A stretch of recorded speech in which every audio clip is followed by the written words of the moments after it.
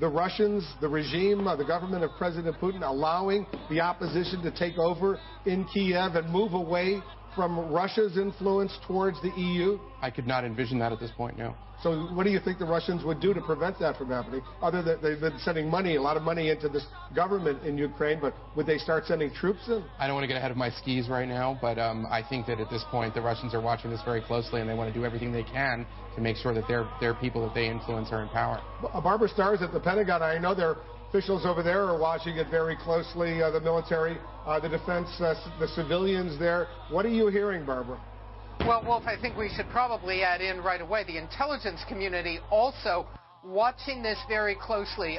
What they are going to have to calculate here is what is the news after this horrific situation. What is the new security and intelligence relationship, not just with Ukraine, but with this region of Eastern Europe and indeed with the Russians if they are sanctioning this? This looks, by all accounts, to be outright military strength type of activity against the civilians on the street, whether it's carried out by military forces, police forces, interior ministry forces.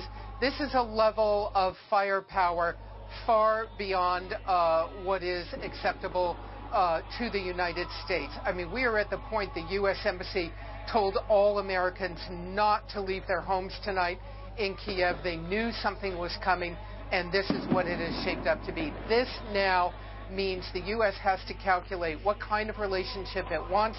Will it still interact with this government in Ukraine? How can it interact with them? And what message it sends to the other nations in the region.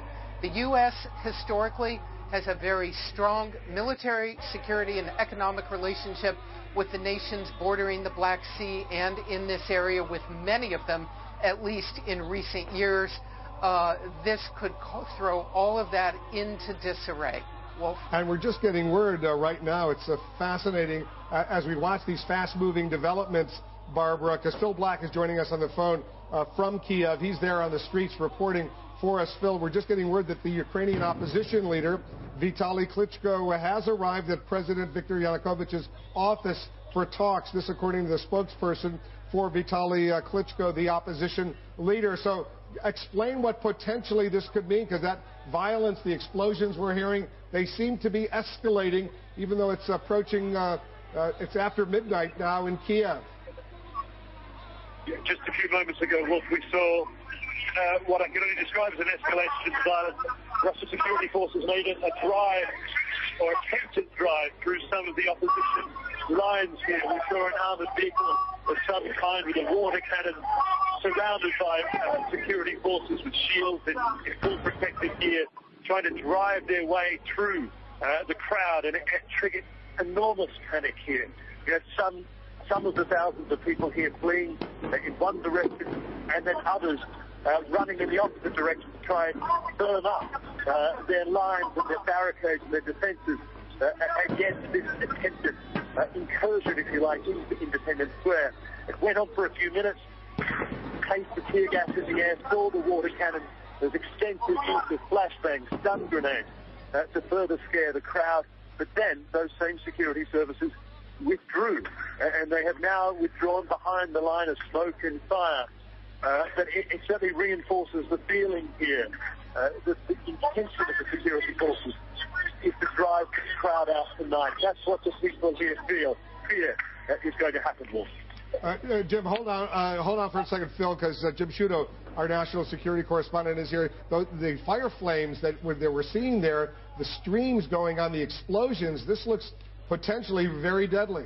They look like fireworks. I think it's important to talk about why this is happening. You know, we talk a lot about the pull between East and West, say in Asia or in the Middle East. Right now we're seeing it happen in Europe. This is home territory. You know, we imagine this battle ended in 1989 with the fall of the wall, but here you have, you know, this is Ukraine, a country split by this very question. Which sphere are they in? Are they in the Russian sphere or are they in the European sphere? And you're seeing that break literally into gunfire here. And there are not just, you know, the country itself is very divided. It's not just that all Ukrainians want to move towards the West. This is a country in turmoil because there are Ukrainians that speak Russian, that have very strong ties to Russia. And that's why not only was President Yanukovych under a lot of pressure from the U.S. and the West to move towards Europe.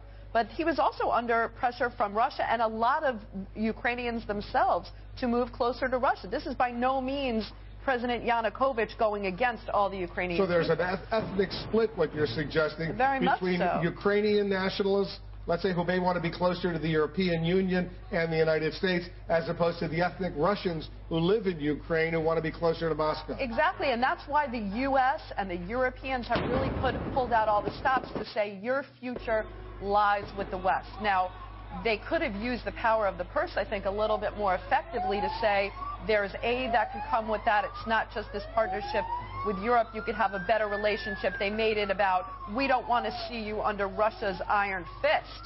But the U.S. has really put all the stops to say, move towards the U.S. And you've heard Secretary Kerry say this is not a bidding war with Russia. It's very much a bidding war with Russia for the heart of Ukraine. And this country is by no means settled on that question. The death toll seems to be increasing even as we speak. Eli, you cover the State Department, you cover the National Security Council. I assume they're meeting over there. They're watching all of these images coming in. The U.S. has a very significant embassy in Kiev right now, but there's deep concern for the safety not only of American diplomats, but of American citizens who may be there. Well, I think that that's a major factor, and also just seeing these images on television will make it much harder for President Obama to compartmentalize those areas with Russia where the United States will be able to continue to cooperate, whether that's Iran or they open Syria. I think this will make it politically very difficult, particularly in Congress, to have the kind of reset that President Obama had hoped for in his first term. I think if there was a death of the reset, we're watching it on our screens right now. Yeah, the death toll continues to mount even as we speak. Yeah. Joe Johns is over at the White House for us today. Joe, what are you hearing over there? Well, Wolf, I have to preface this by saying this happened earlier today at the White House press briefing with Jay Carney. He said, among other things, that the administration was appalled by the violence, condemns the violence, and also said that excessive force on either side will not resolve the crisis. And he said the President, Yanukovych, should de-escalate immediately the situation and end the confrontation. Also said the administration urges him to restart a dialogue with opposition leaders to develop a consensus, and said the Vice President has been having conversations with the President of Ukraine, but he didn't have an update on any of that. So that happened earlier today, and certainly not as we see these pictures unfold on television, but we'll be checking back with the administration for an update. It's very clear they are monitoring the situation very closely, Wolf.